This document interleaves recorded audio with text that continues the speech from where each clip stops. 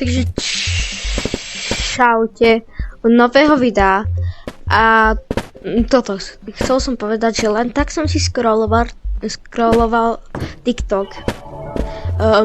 Proste len tak som si scrolloval a proste potom som uvidel, že nejaký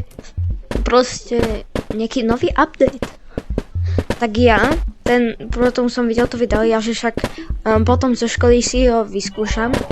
Takže môj najhorší deň školy, pretože proste som stále iba na nič iné som nerozmýšľal, ale ja som rozmýšľal len na jak zapnem to VR-ko a si vyskúšam Animal Company. Ja som len po sekundách čakal, kedy už si konečne môžem zahrať ten nový update a tú novú mapu. Bol som tam a ešte k tomu, nie že len normálne pôjdem zo školy domov, ale ja som išiel o hodinu skôršie. Takže som ešte tam musel čakať.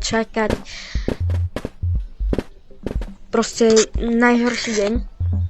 A keď som si konečne prišiel domov, že som mohol ísť hrať Animal Company, no tak konečne proste zapol som to, zavolal som kamarátovi, nech mi ide ukázať nový update a najlepší,